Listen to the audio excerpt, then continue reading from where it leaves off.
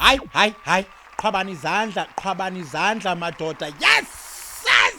My name is Vologagda, and I'm the managing director of a specialist sports creative agency based here in South Africa called 22 Hours. And this is Characters and Campaigns.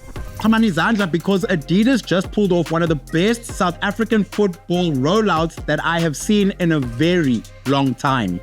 And what made it so good was the fact that it didn't feel like a jersey launch. It felt like a moment. This drop was one of the most anticipated sporting moments of the year. Heck, I even had it in my top 5 things to look out for in 2026, and Adidas did not disappoint, with the 3 stripes managing to take us on a journey from meh to I have to cop this. It started a bit shaky, I'm not gonna lie, when the home jersey was revealed in early March and the first wave of visuals felt basic, just product shots and clean images, and the public reaction was, well, disappointed. Because we were expecting a statement. We were expecting that Adidas energy. But then Adidas did something that a lot of brands struggle to balance, knowing when to be quiet and when to speak. And in this moment, they chose not to panic, not to over-explain, just silence. And in hindsight, it was probably the right decision because they understood that the real story was always going to be the away kit. Then the away kit leaks and you can literally feel the mood changing online. Suddenly, everyone's looking like, hey, this thing is beautiful. And before the official drop, Adidas hits us with a teaser featuring Scaife and Hugo Bruce that I thought was chef's kiss because it was culturally accurate. It felt like a real South African football conversation. It had the Kasi restaurant energy, it had humor, and it had a main character that thought they knew better than the coach.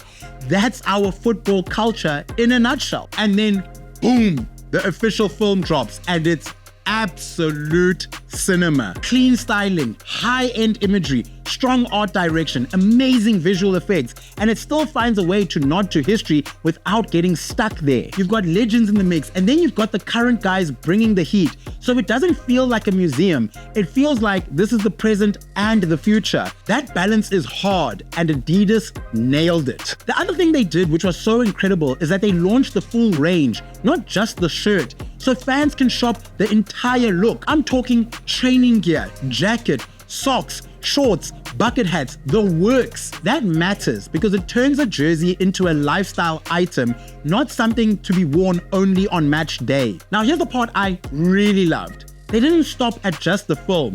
They understood that a jersey drop in 2026 is more than just about the kit, it's about owning the streets. They got the right cultural faces involved in Focalistic, aka President Yastrata, who dropped an entire music video for the launch, illustrating the move to work with people that are actually relevant at the time and to place the jersey in real life situations and not just in a studio. And then Adidas did something sneaky smart and allowed the jersey to pop up in areas where they knew South Africans and the rest of the world were going to be watching.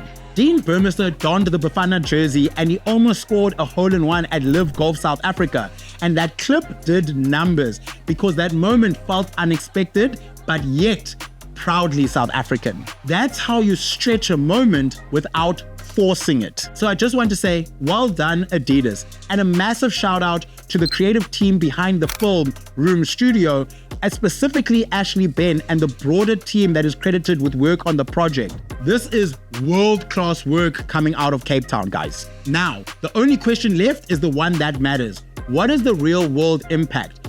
Are we going to see people rocking this kit in the streets and in the stadium? Because the next test is match day. And I'm also looking at corporate South Africa now. When are we going to get serious about Football Friday's culture? Because if we're going to a World Cup and WAFCON, surely companies should be buying jerseys for their staff and allowing the country to show up together. Both our men's and women's teams deserve that too. Springboks and Nike, it's over to you guys in the greatest rivalry. I hope you've got something for me. I truly do.